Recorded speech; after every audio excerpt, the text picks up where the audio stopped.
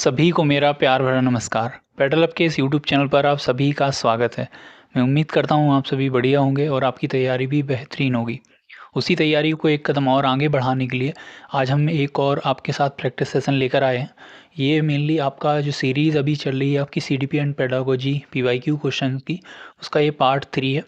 अगर आपने पहले 2 पार्ट नहीं देखे हैं या उनसे प्रैक्टिस नहीं करी है, तो मैं उम्मीद करता हूँ कि आप उनसे भी प्रैक्टिस करेंगे, क्योंकि उनमें भी बहुत ही इंपॉर्टेंट कॉन्सेप्ट से रिलेटेड आपके पीवाईक्यू क्वेश्चन कवर किए गए हैं। जिससे आपको एक बेसिक आइडिया ये लग जाए कि कैसे पीवाईक्यू क्वेश्चन जो एग्जामिनर ने कॉन्सेप्ट से रिलेटेड पूछे थे उनको किस तरीके से आपके सामने लाया गया था, है ना। क्योंकि डायरेक्ट कॉन्सेप्ट आपके सीधे से क्वेश्चन में देखने को नहीं मिलते। एग्जामिनर कुछ उसमें हेर फेर करने की कोशिश करता है ना। बाकी कॉन्सेप्ट वही रहते हैं। अब मेन मुद्दा ये है कि आप पढ़े हुए कॉन्सेप्ट को कैसे क्वेश्चनों में अप्लाई करके उसके आंसर तक पहुँचते हैं, है ना। तो हमारा जो फोकस है इनके प्रैक्टिस सेशन को लाने का वो यही है कि आप जो पढ़े हुए कॉन्सेप्ट हैं उनको कैसे क्वेश्चनों में अप्लाई करते हैं, वो चीज़ आप एक बार जान लें तो क्वेश्चन किसी भी तरीके से घुमा के आपके सामने आएगा तो आप इजीली उसको अटेम्प्ट कर पाएंगे। तो आज का जो प्रैक्टिस सेशन है वो पार्ट 3 है, जैसा कि हम पहले ही बता चुके हैं। और इसी सीरीज़ को कंटिन्यू करते ही आगे बहुत सारे इसमें पार्ट आने वाले हैं। तो आप इस सीरीज़ के साथ बने रह सकते हैं अगर आप अपनी प्रैक्टिस को बहुत बेहतरीन करना चाहते हैं। बढ़ते हैं आज के अपने प्रैक्टिस सेशन की ओर। उससे पहले अगर आपने हमारे बाकी प्रैक्टिस सेशन देखे हैं और आपका कोई डाउट है तो इजीली आप हमसे जुड़ सकते हैं। आपको 2 क्यूआर कोड दिख रहे हैं। अगर आप प्रैक्टिस सेशन से रिगार्डिंग जो पीडीएफ प्रोवाइड कराई जाती है जो प्रैक्टिस क्वेश्चंस की, वो पाना चाहते हैं तो आप पेडल अप ऑफिशियल चैनल को ज्वाइन कर सकते हैं, जिसकी लिंक आपको नीचे मिल जाएगी। साथ ही साथ आप इस कोड को स्कैन करके भी आसानी से जुड़ सकते हैं। और अगर आप कोई क्वेरी या कोई क्वेश्चन है तो हमारे पेडल अप ग्रुप पर जो डिस्कशन ग्रुप है उस पर जुड़कर अपना क्वेश्चन हमें भेज सकते हैं इजीली। अगर हमारे मतलब वो रीच में आता होगा, वो हमारे कंटेंट्स या एजुकेशन से रिलेटेड क्वेश्चन होगा, तो हम उसका ज़रूर आपको आंसर प्रोवाइड कराने की कोशिश करेंगे। बढ़ते हैं आज के क्वेश्चनों की ओर। देखते हैं आज के क्वेश्चन जो पीवाईक्यू क्वेश्चन के तौर पे पूछे गए हैं वो क्या कहते हैं।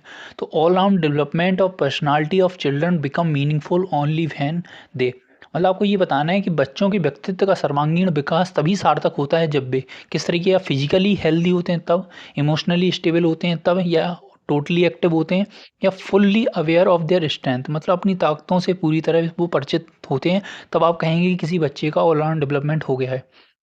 तो अगर बात करें ऑल राउंड डेवलपमेंट की, तो इसका सीधा सा अगर सिंपल मतलब निकाला जाए तो ये है कि बच्चे का जो डेवलपमेंट विकास हो रहा है वो हर एक पक्ष में हो रहा है।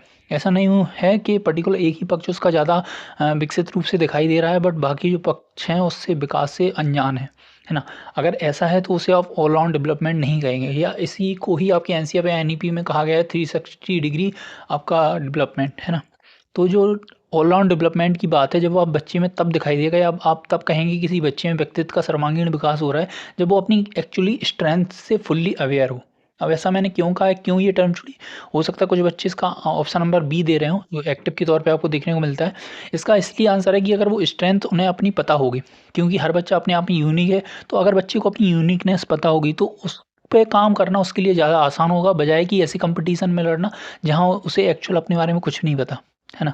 तो इसलिए यहाँ जो आंसर सही बनेगा वो ऑप्शन नंबर 4 बनेगा, जो एक ब्रॉड टर्म के रूप में आपके सामने आता है। अगले क्वेश्चन की ओर बढ़ते हैं कि who is the first teacher of child. तो ये हमने स्टार्टिंग से ही पढ़ रखा है, सभी ने हमें बताया कि किसी भी बच्चे का पहला शिक्षक कौन होता है ना। तो मैं उम्मीद करूँगा इसका आंसर एज अ होमवर्क आप कमेंट बॉक्स में हमें जरूर लिख के भेजें, क्योंकि ये बहुत ज़्यादा एक्सप्लेनेशन इस क्वेश्चन को ज़रूरत नहीं है। अगला क्वेश्चन है the best method to teach the concept of germination of a seed is to, मतलब अगर किसी बच्चे को आप सीड के जर्मिनेशन के बारे में पढ़ाना चाहते हैं, ये वाला आप कॉन्सेप्ट पढ़ाना चाहते हैं, तो आप क्या किस तरीके का टीचिंग मेथड यूज़ करेंगे। उसे सीधी डिटेल एक्सप्लेनेशन प्रोवाइड कर देंगे, उसे पिक्चर दिखा देंगे, या उसे एक सीड को देंगे और खुद ऑब्जर्व करने को कहेंगे कि इसकी जर्मिनेशन प्रोसेस को वो ऑब्जर्व करे, या उसे एक बोर्ड या पेपर पर डायग्राम बनाने के लिए, पिक्चर ड्रॉ करने के लिए आप दे देंगे। तो मेनली बच्चा कब ज़्यादा सीखेगा, वो है ज़्यादातर बच्चे जिस चीज़ से सीखते हैं वो है उनकी ऑब्जर्वेशन। तो ऑब्जर्वेशन के साथ अगर उनका एक्टिव पार्टिसिपेशन उसमें जुड़ जाए तो उनकी अधिगम जो है बहुत ही बेहतरीन होने वाला है। और उसके लिए आपको क्या करना होगा, बच्चे को कहीं ना कहीं सीड देना होगा ऑब्जर्व करने के लिए, क्योंकि वो खुद जर्मिनेशन प्रोसेस को देखें। क्योंकि आप बोर्ड पे लिख के या डायग्राम फोटो से बता देंगे, वो कहीं ना कहीं कॉन्क्रीट उनकी लर्निंग नहीं हो रही है। कॉन्क्रीट लर्निंग कब होगी, जब बच्चा खुद वो सीड को ऑब्जर्व करे खुद से, तो उसमें पूरी तरह उसकी सारी जो सेंसेस हैं वो इन्वॉल्व होंगी और ज़्यादा से ज़्यादा वो लर्निंग कर पाएगा। तो इसको सही आंसर है वो ऑप्शन नंबर 3। अगले क्वेश्चन की बात करते हैं। The curriculum at primary stage as suggested by Shri Aurobindo और sir Aurobindo did not have. हम सभी जानते हैं अरविंदो का नाम हम सभी ने सुना है। ये भारत के एक महान दार्शनिक और शिक्षाविद रहे हैं। इन्होंने आपने इनका नाम जो आधुनिक आंदोलन है उसके समय भी सुना होगा। तो इन्होंने शिक्षा में अपना जो योगदान दिया उसके हिसाब से इन्होंने करिकुलम को अलग अलग स्टेजेस में डिवाइड किया कि किस स्टेज में किस तरीके का करिकुलम हमें रखना चाहिए। तो पूछा ये गया है कि इनमें से कौन सा उनके प्राइमरी स्टेज के करिकुलम में शामिल नहीं है। यहाँ नहीं वर्ड पे आपको विशेष ध्यान देना है ना। तो आपको ये बताना है। तो अगर बात करें अरबिंदो की, तो उन्होंने कौन सा प्राइमरी स्टेज के करिकुलम में रखी हैं किन चीज़ों को, वो ज़रा देख लेते हैं। मदर टंग और फ्रेंच को रखा है उन्होंने, जनरल साइंस या सोशल स्टडीज़ को भी रखा है, आर्ट एंड पेंटिंग को भी रखा है, बट उन्होंने प्राइमरी स्टेज पे साइकोलॉजी या हेल्थ एजुकेशन की बात नहीं करी गई। तो यहाँ नहीं वर्ड पूछा था, इसलिए हमारा जो आंसर होगा वो होगा आपका ऑप्शन नंबर 2। अब उन्होंने प्राइमरी स्टेज के लिए अलग करिकुलम की बात करी है, आपका सेकेंडरी स्टेज के लिए अलग, यूनिवर्सिटी लेवल के लिए अलग, इस तरीके से उन्होंने अलग अलग लेवल्स में करिकुलम को डिवाइड किया है। वो बहुत ज़्यादा डीप पढ़ने की ज़रूरत नहीं है, बट बेसिक जानना ज़रूरी है कि उन्होंने प्राइमरी स्टेज, क्योंकि एज अ प्राइमरी टीचर आपको ये जानना ज़रूरी है कि प्राइमरी स्टेज में किन्होंने क्या क्या बदलाव करने की कोशिश करी है ना। बढ़ते हैं अगले क्वेश्चन की ओर कि the government of India enacted the right of children to free and compulsory education act in the year. आपको ये बताना है आरटीई के बारे में आपने बहुत कुछ पढ़ रखा है। तो आरटीई एक्ट एक्चुअल में गवर्नमेंट ऑफ इंडिया के तहत लाया कब किया था, वो ईयर बतानी है। साथ ही साथ इसको कब संवैधानिक रूप से लागू किया गया था, वो दोनों चीज़ आपको बतानी है। तो ये भी आपका एज अ होमवर्क है क्वेश्चन, है ना।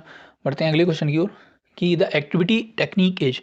आपको ये बताना है गतिविधि जो आधारित जो तकनीक है वो किस उपागम पर आधारित है, किस अप्रोच के अंतर्गत आती हैं। Student centred, teacher centred, class centred या सब्जेक्ट सेंटर्ड। अगर बात करें एक्टिविटी टेक्निक की, तो मेनली जो एक्टिविटी टेक्निक्स हैं वो हम इसलिए लागू करते हैं, इसलिए अप्लाई करते हैं कि बच्चे का हम ज़्यादा से ज़्यादा एक्टिव इन्वॉल्वमेंट पा सकें लर्निंग में, है ना। तो ये जो एक्टिव इन्वॉल्वमेंट हम चाहते हैं वो बच्चों का चाहते हैं, इसलिए एक्टिविटी टेक्निक है वो टोटली आपकी स्टूडेंट सेंटर्ड है ना। तो विद्यार्थी केंद्रित है। बढ़ते हैं अगले क्वेश्चन की। In your class a student very often disturb peers in the class, what would you do. I will. मतलब आपके बच्चे में, आपकी क्लास में एक ऐसा बच्चा है जो अक्सर अपने साथियों को परेशान करता रहता है, तो आप क्या करेंगे। उसे क्लास से बाहर निकाल देंगे, सीट बदल देंगे, उसे शांत रहने के लिए कहेंगे, या उसे कुछ बुलाकर कुछ और काम सौंप देंगे। तो मेनली देखो, इसका उसे बाहर नहीं करेंगे, है ना। अगर एलिमिनेशन यहाँ टेक्निक हम लगाएं, अपना मेथड लगाएं, तो पहला घट जाएगा, ठीक है। उसके साथ उसकी देखो क्वाइट शांत रहने को कहेंगे, तो हम भले ही उसे शांत रहने को अपनी तरफ से कहें, कि ज़रूरी नहीं है बच्चा हमारी एक बार में बात मान ले। उसे कुछ खुरापात करनी होगी तो वो करेगा, है ना। कई बार ऐसा भी होता है, आपसे भी कई लोग बहुत सारे काम ना करने के लिए कहते हैं, लेकिन अगर आपको वो करना होता है तो आप करते हैं। ऐसे ही बच्चा है ना। अब बात करते हैं, कुछ लोग इसका आंसर दे रहे होंगे ऑप्शन नंबर 2 की सीट बदल देंगे, है ना। लेकिन वो क्यों ऑप्शन नंबर हमारा आंसर नहीं बनेगा, इस पे ज़रा डिस्कशन थोड़ा सा कर लेते हैं। देखो उसमें लिखा है कि बच्चा वेरी ऑफन मतलब अक्सर अपने पीयर्स को डिस्टर्ब करता है। अगर आप सीट बदल भी देंगे तो वो किसी और बच्चे के साथ जाके तो बैठेगा। इसमें पर्टिकुलर एक बच्चे का नाम नहीं दिया है कि उसी बच्चे को परेशान करता है। उनने कहा वो अपने सारे पीयर्स को परेशान करता है, तो जिसके साथ आप उसकी अगली सीट रखेंगे आगे चलकर वो उसे भी परेशान करने लगेगा, है ना। तो सीट चेंज करना कोई इसका सॉल्यूशन नहीं है। उसे हम क्या कहेंगे, कुछ और काम असाइन कर देंगे, है ना। तो ये इसलिए ज़रूरी है क्योंकि उसका जो एनर्जी है, उसका जो फोकस है, वो किसी और काम में लगाना ज़रूरी है। तभी वो कहीं न कहीं अपने बिहेवियर में सुधार कर पाएगा।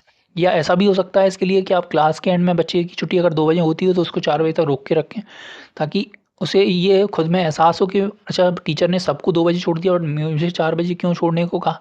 रियलाइज़ हुआ कि अच्छा मैंने कुछ किया होगा तभी मुझे एज़ अ पनिशमेंट ये कहा गया है। तो उसे अपनी गलती का जब खुद एहसास होगा तो अगली बार उसके बिहेवियर में वो आपको चेंजेस देखने को मिलेंगे, जिसे आप कहते हैं बिहेवियर मॉडिफिकेशन, जो कहीं न कहीं लर्निंग इसका बेस है ना। अगले क्वेश्चन की बात करते हैं कि an elementary teacher should allot high priority to, मतलब एक प्राथमिक स्तर का जो शिक्षक होता है उसकी मुख्य प्राथमिकता क्या होती है, कुछ उसे क्या निर्धारित करनी चाहिए। इंटरेक्शन विद पेरेंट्स, मतलब माता पिता के साथ बातचीत बढ़ा देनी चाहिए, अपने टीचर्स फेलो टीचर्स को समझना चाहिए, कम्युनिटी को समझना चाहिए, या जिस बच्चे को उसे पढ़ाना है उसे समझना चाहिए। तो एज अ टीचर और स्पेशली एलिमेंट्री में आपको जो प्रमुख अपनी प्रायोरिटी निर्धारित करनी है वो है आप अंडरस्टैंडिंग द चाइल्ड, क्योंकि टीचर आप उसी लिए बने हैं बच्चे को पढ़ाने के लिए। तो उसे समझना ही आपकी पहली प्रायोरिटी होनी चाहिए, रादर देन कि आप कम्युनिटी को समझें। वो भी कम्युनिटी को समझना अपने आप में इंपॉर्टेंट है, बट मोस्ट इंपॉर्टेंट प्रायोरिटी यहाँ पूछा गया है। अगला क्वेश्चन है कि job of curriculum construction is considered as, मतलब जो कहीं ना कहीं पाठ्यक्रम निर्माण करते हैं उनके जॉब को, उनके कार्य को आप क्या कहेंगे? रूटीन वर्क है, स्पेशल नहीं है, हाईली स्पेशलाइज्ड जॉब है, या नॉट सिग्निफिकेंट वर्क है? तो आप सभी जानते हैं जो करिकुलम का कंस्ट्रक्शन करते हैं, जो करिकुलम बनाते हैं, पाठ्यक्रम निर्माण करते हैं, उनका जो जॉब है वो देखो रूटीन वर्क आप उसे इतना ज़्यादा नहीं कह सकते क्योंकि हम सभी का रूटीन वर्क है, लेकिन जो करिकुलम का कंस्ट्रक्शन है वो अपने आप में स्पेशलाइज्ड जॉब है। तो इसका जो आंसर होगा ऑप्शन नंबर थर्ड। अगले क्वेश्चन की ओर बढ़ते हैं कि main goal of home school relation is, मतलब आपको ये बताना है कि घर और स्कूल के बीच में जो आपसी संबंध है उसका मुख्य उद्देश्य क्या है। अब यहाँ घर और स्कूल का मेनली जो जिस ओर ये इंडिकेशन दे रहा है वो है कहीं ना कहीं टीचर और पेरेंट्स के बीच का आपस का रिलेशन।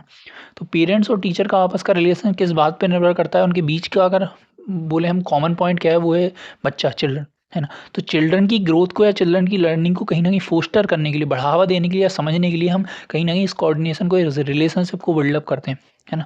तो मेनली इसका जो आंसर होगा fostering a good understanding between teachers and parents about children. Option number one इसका करेक्ट आंसर होगा और आई होप कि आप इसका एक्सप्लेनेशन समझ गए होंगे। Sarva Shiksha Abhiyan making free and compulsory education to children of 6 to 14 year age group of fundamental right was launched by government of India in the year of. आपको ये बताना है, आप सभी ने सुना है सर्व शिक्षा अभियान, इसके बारे में हमने पिछले प्रैक्टिस सेशन में डिस्कस भी किया था कि आपका सर्व शिक्षा अभियान कब आया था। ये हमने अपने पिछले सेशन में डिस्कस करा था और आपको मैंने ईयर भी बताई थी, लेकिन यहाँ एज अ क्वेश्चन आपको फिर से बताना है कि सर्व शिक्षा अभियान भारत सरकार के द्वारा किस वर्ष लाया गया। ठीक है, इसके साथ ही इसका मैं अगर बताऊँ, ये आपके साथ लाया गया था 2001 में। अब यहाँ आपको एक और मैं क्वेश्चन दे रहा हूँ इसके अलावा कि सर्व शिक्षा अभियान को आगे ले जाकर समग्र शिक्षा अभियान में विलय कर दिया गया। तो आपको ये बताना है कि समग्र शिक्षा अभियान कब आया था। ठीक है, और आपको यहाँ अभियान, तो समग्र शिक्षा अभियान कब आया था, साथ ही साथ आपने ऑपरेशन ब्लैक बोर्ड का नाम सुना है जो, ठीक है, नाम सुना होगा, वो सर्व शिक्षा अभियान में विलय कर दिया गया था, ये बात भी आपको ध्यान रखनी है। तो सर्व शिक्षा अभियान तो जो 2001 में लाया गया था उसको समग्र शिक्षा अभियान में विलय कर दिया गया था। समग्र शिक्षा अभियान कब आया था ये आपको एज अ होमवर्क में क्वेश्चन देता हूँ, इसका आपको हमें बताना है। ठीक है, तो बढ़ते हैं अगले क्वेश्चन की ओर कि a good teacher drives almost satisfaction from, इसका जो आंसर होगा वो आपका 2001 लगेगा, मैं पहले ही बता चुका हूँ, है ना। तो अगला क्वेश्चन कहता है कि आपका जो गुड अच्छा शिक्षा हुआ वो उसको संतुष्टि कब आप कहेंगे कि अत्यधिक मिलेगी? वो अपने आसपास के लोगों में लोकप्रिय हो जाए, उसका स्थिति बहुत उच्च हो जाए, फाइनेंशियली बहुत ज़्यादा गेन कर ले, रिस्पेक्ट एंड प्रेस्टीज उसे मिले। तो एज अ टीचर आपको जब ज़्यादा खुशी होती है जब आपका पढ़ाई हुआ बच्चा आके आपके पैर छुए, है ना। उस दिन आपको वाक़ई में लगता है कि आप कुछ अच्छा काम कर रहे हैं, तो या उसकी नज़रों में आप अपना सब सम्मान देखते हैं तो आपको वास्तव में बहुत खुशी महसूस होती है। तो इसका जो सही आंसर होगा वो होगा रिस्पेक्ट एंड प्रेस्टीज मिलने पे आपको कहीं न कहीं बहुत ज़्यादा सैटिस्फैक्शन मिलेगा, बहुत ज़्यादा संतुष्टि मिलेगी। अगला क्वेश्चन है in case a good student starts behaving in an indiscipline manner you would, मतलब एक ऐसा बच्चा आपकी क्लास में है जो हमेशा अच्छा व्यवहार करता है बट बाई चांस आप देख रहे हैं कि उसका कुछ दिनों से जो बिहेवियर है वो थोड़ा बदला हुआ है, जो कहीं ना कहीं इनडिसिप्लिन का कारण बनता है, आप क्या करेंगे? कंप्लेन कर देंगे, रिपोर्ट कर देंगे, या प्रॉब्लम जानने की कोशिश करेंगे, उसकी मदद करेंगे, या पनिश करेंगे? तो मेनली अगर ऐसा बच्चा है या नहीं भी है, या कोई भी बच्चा है जो आपको कहीं न कहीं उसके इनडिसिप्लिन उसके बिहेवियर में देखने को मिल रहा है, तो पहले जो आपका एज़ अ टीचर रिस्पॉन्सिबिलिटी है वो है उसको समझना, उसकी प्रॉब्लम की कॉज़ तक जाना। उसका अगर आपके हाथ में निवारण होगा तो आप उसकी मदद करेंगे उस प्रॉब्लम को समाधान करने में। तो इसका जो सही आंसर होगा वो होगा ऑप्शन नंबर थर्ड, है ना। बढ़ते हैं अगले क्वेश्चन की ओर कि which one of the following is not a social personal quality assessed under CC. तो आपको ये बताना है कि सीसी जो आप जानते हैं सतत और व्यापक मूल्यांकन के तहत आपको ये बताना है इनमें से कौन सी सोशियो पर्सनल क्वालिटी नहीं है या उसके अंदर असेस नहीं की जा सकती। क्लीनिंगनेस, पेंटिंग, कॉपरेशन या डिसिप्लिन। तो यहाँ जो मेन वर्ड है, पहले तो पूछा है नहीं, ध्यान रखना है। दूसरा पूछा है सोशियो पर्सनल क्वालिटी वो नहीं है, या सीसी के अंदर जो सोशियो पर्सनल क्वालिटीज आती हैं आप उनमें असेस नहीं करते हैं। तो क्लीनलीनेस, साफ सफाई आपकी सोशियो पर्सनल क्वालिटी में आती है, कोऑपरेशन आपकी सोशियो पर्सनल क्वालिटी में आती है, डिसिप्लिन भी आपका सोशियो पर्सनल में आता है, लेकिन पेंटिंग आपकी इंडिविजुअल स्किल कह सकते हैं, लेकिन ये आपकी सोशियो पर्सनल क्वालिटी में नहीं आएगी और यही हमारा आंसर बनेगी, है ना। अगला क्वेश्चन क्या है कि which of the following teaching method और material is considered most suitable for teaching a lesson on wild life. मतलब आपको वाइल्ड लाइफ, जंगली जीवन या वन्य जीवन पर एक कॉन्सेप्ट या टॉपिक पढ़ाना है, तो आप किस मेथड या मटेरियल का यूज़ करेंगे बच्चों को पढ़ाते समय? मॉडल, टूर, फ़िल्म शो या स्लाइड शो। तो देखो, अगर आप वाइल्ड लाइफ़ पे कोई भी टॉपिक इंट्रोड्यूस बच्चों को करा रहे हैं, तो आप मॉडल और मटेरियल के तौर पे टूर उन्हें नहीं कराएँगे। ये बात आपको ध्यान रखनी है। क्यों नहीं कराएँगे? वाइल्ड में मतलब जंगलों में जंगली जानवरों के सामने भ्रमण आप बच्चों को नहीं करा सकते, है ना? अब हो सकता है ज़्यादातर बच्चे फ़िल्म शो या स्लाइड शो की तरफ जाएँ अपना आंसर देने के लिए, बट यहाँ ये दोनों भी आंसर नहीं बनेंगे। रीज़न उसका ये है क्यों ये आंसर नहीं बनेंगे, और हमारा आंसर जो सही बनेगा वो मॉडल बनेगा। तो मैं अपना आंसर का एक्सप्लेनेशन आपको देता हूँ, अगर आपको लगे कि आपका एक्सप्लेनेशन ज़्यादा सूटेबल है, तो आप हमें ज़रूर वो लिख कर भेजें, हम उस पर भी विचार करेंगे। अभी हम जो डिस्कस कर लेते हैं कि ये दोनों नीचे के जो आपके वो क्यों नहीं बनेंगे। क्योंकि देखो, स्लाइड शो हो या आपका फ़िल्म शो हो, वो कहीं न कहीं कॉन्क्रीट एक्सपीरियंस बच्चों के लिए नहीं है ना? वो आप फ़ोटो चला के, स्लाइड में फ़ोटो दिखा के या छोटी-मोटी वीडियो दिखा के आप ऑडियो विजुअल सेंसेस का यूज़ करके बच्चों को बेशक दिखा सकते हैं। बट अगर आप मॉडल बच्चों से बनवाएँगे, है ना? और मॉडल भी कौन बनाएगा? बच्चे। तो पहला तो बच्चे का एक्टिवेशन उसमें ज़्यादा से ज़्यादा होगा, ठीक है? और दूसरा, कहीं न कहीं उनमें जब एक्टिवेशन होगा तो उसमें केवल 2 सेंसेस की जगह और भी सेंसेस उनकी इन्वॉल्वड होगी, उनकी ऑब्ज़र्वेशन, उन्हें ऑब्ज़र्व करना पड़ेगा एक एक्चुअल में वाइल्ड लाइफ़ होती क्या है? वाइल्ड लाइफ़ के जो अलग-अलग पहलू हैं, अलग-अलग डोमेन्स हैं, वो भी उन्हें जानकारी मिलेगी। अच्छा, यहाँ नदी है तो किस तरीके से बनाना है, यहाँ तालाब है, अच्छा तालाब के किनारे कौन से पशु रहते हैं या पक्षी रहते हैं, या जंगल किस तरीके से होता है। ये मॉडल सारी चीज़ें कवर अप करेगा, प्लस इसमें कॉन्क्रीट एक्सपीरियंस भी बच्चों को मिलेगा। इसलिए इसका जो सटीक और सही आंसर है वो है आपका मॉडल। तो आई होप ये चीज़ आपको क्लियर हो गई होगी। अगले क्वेश्चन की बात करते हैं कि today both teacher and student, मतलब आज के युग में आप क्या कहेंगे कि शिक्षक और विद्यार्थी को कंप्यूटर की नॉलेज ज़रूरी नहीं है होना, बहुत ज़्यादा ज़रूरी है, या ज़रूरी हो ठीक है साक्षर होना चाहिए उन्हें, या ये ज़रूरी नहीं है कि उन्हें उसके बारे में जानकारी लेनी चाहिए। तो आज की अगर करंट टाइम की बात करें, मॉडर्न डेज़ की, तो शिक्षक और बच्चों दोनों को ही कंप्यूटर की नॉलेज होना कंपलसरी आप मान के चल सकते हैं, होनी ही होनी चाहिए। तो इसका जो सही आंसर होगा वो ऑप्शन नंबर 2 होगा। अगले क्वेश्चन की बात करें, environmental factors that shape development include, मतलब आप कब कहेंगे कि विकास को आकार देने के लिए पर्यावरणीय एनवायरमेंटल फैक्टर में से कौन कौन आते हैं? कल्चर आता है आपका, कहीं नहीं क्वालिटी ऑफ न्यूट्रिशन आता है, या लर्निंग की क्वालिटी आती है, या ऑल ऑफ दिस। तो हमारा वैसे सबसे जो प्रिय आंसर है वो है ऑल ऑफ द अबव, और यहाँ जो आंसर बैठेगा वो भी होगा ये सभी, मतलब ऑल ऑफ दिस। क्योंकि जो एनवायरमेंटल फैक्टर में है, आप कल्चर भी आएगा, क्वालिटी ऑफ न्यूट्रिशन वो भी हमें कहीं ना एनवायरनमेंट से मिलता है, लर्निंग भी हमारी मोस्टली एनवायरनमेंट के थ्रू होती है, तो वो ऑल ऑफ दीज में ही आएगा। अगला क्वेश्चन है, how do children learn concept and attach level to them, मतलब कैसे बच्चे किसी कॉन्सेप्ट को सीखते हैं और साथ ही साथ उन्हें लेवल करते हैं, ठीक है, उन पर कहीं ना कहीं एक ठप्पा सा लगाते हैं कि अच्छा ये चीज़ इससे संबंधित है, इसका ये नाम है, इस तरीके से। डायरेक्ट कांटेक्ट से, of physical world, from socio situation से, जहाँ लैंग्वेज कोई रोल नहीं अदा करती है, या सोशियो कॉन्सेप्ट से, सोशल सिचुएशन से जहाँ लैंग्वेज का अपना एक रोल है, या ऑल ऑफ दी। देखो, तो अगर बात करें लैंग्वेज कोई रोल अदा नहीं करती है तो ये कट जाएगा, साथ ही साथ आपका 4 वाला कट जाएगा। ज़्यादा सा लेवल करने की अगर बात करें, ज़्यादा से ज़्यादा कॉन्सेप्ट को सीखना, वो है उनका डायरेक्ट फिजिकल एक्सपीरियंस या direct connection with physical world. तो ज़्यादा एप्रोप्रिएट जो ब्रॉड टर्म आपकी मान के चलिए आप, होगा ऑप्शन नंबर 1। अगला क्वेश्चन है कि रमा है referring to attention, memory, problem solving and planning, मतलब रमा नाम की एक बच्ची है, वो ध्यान, स्मृति, समस्या समाधान या योजना जैसी बातों पर कहीं ना कहीं अपना ध्यान केंद्रित कर रही है। तो उसका जो ध्यान केंद्रित करना है वो किससे जुड़ा हुआ है? पीयर प्रेशर से, सोशल स्किल से, कोलैबोरेशन स्किल से, या कोलैबोरेटिव स्किल से, या कॉग्निशन से। तो बात करें समस्या समाधान, स्मृति, या कहीं ना कहीं प्लानिंग, ये सभी उसकी संज्ञान से जुड़े हुए हैं, जो कहीं ना कहीं कॉग्निशन के अंतर्गत आएंगे। तो हमारा जो सीधा सा आंसर होगा टिक, वो होगा कॉग्निशन, मतलब option number 4 will be the right answer of this question. अगला क्वेश्चन है आपका, ये ईवीएस पेडागोजी से रिलेटेड क्वेश्चन है। अगर आप इंग्लिश में कंफर्टेबल नहीं है तो हिंदी में भी आप पढ़ सकते हैं। अभी मैं आपको क्वेश्चन की एक समरी के तौर पे बताना चाहूँगा, तो आप मेरी बात पे ज़्यादा ध्यान दीजिएगा कि गुलफाम नाम का एक बच्चा है, उसकी क्लास में सैलेड मेकिंग की एक एक्टिविटी हो रही है, इसमें सलाद बनाना है। तो उसे जो काम मिलता है वो ऑनियन कटिंग का काम मिलता है। तो वो जब काट रहा होता है उसकी आंखों से आंसू निकलते हैं।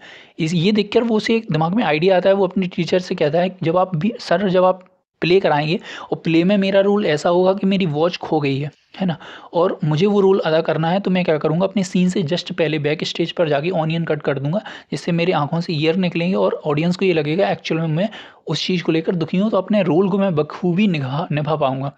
तो आप ये बताएं, according to EVS the main objective, EVS का जो ऑब्जेक्टिव है वो किससे रिलेटेड कर रहा है? To engage children in exploratory and hand on activity से, या acquiring psychomotor skill through observation and influence, या गेन वेराइटी ऑफ एक्सपीरियंस, या to develop sensitivity of for human resources and immediate environment. तो अगर बात करें ये आपने जब कहानी सुनी है तो उसमें कहीं न कहीं सैलेड मेकिंग की जो एक्टिविटी चल रही थी वो डायरेक्ट कनेक्शन उसका ड्रामा से नहीं था। लेकिन बच्चे ने वो चीज़ ऑब्ज़र्व करी, अच्छा मैंने प्याज काटा तो मेरी आँखों से आँसू निकले। तो ये कहीं न कहीं मुझे हेल्प करेगी मेरी ड्रामा प्रैक्टिस में, है ना? तो कहीं न कहीं वो साइकोमोटर स्किल उसकी अच्छी बेहतरीन करने का या सीखने का उसे मौका दे रही है थ्रू ऑब्ज़र्वेशन और इन्फरेंस। इसका जो सही आंसर होगा वो होगा ऑप्शन नंबर बी।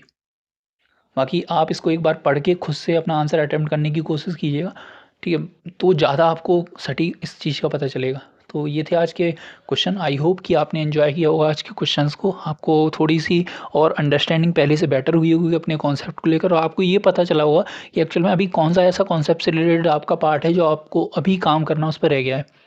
तो आप तब तक उस पे काम करिए। हमारे मिलते हैं आपके साथ अगले प्रैक्टिस सेशन में, जिसमें हम सीडीपी और पेडागोजी क्वेश्चन को और अच्छे से कवर अप करेंगे। साथ ही साथ अगर आप अपने कॉन्सेप्ट को क्लियर करके आएँगे तो और भी मज़ा आएगा, है ना? तब तक के लिए मस्त रहिए, व्यस्त रहिए। Till then take care, bye bye.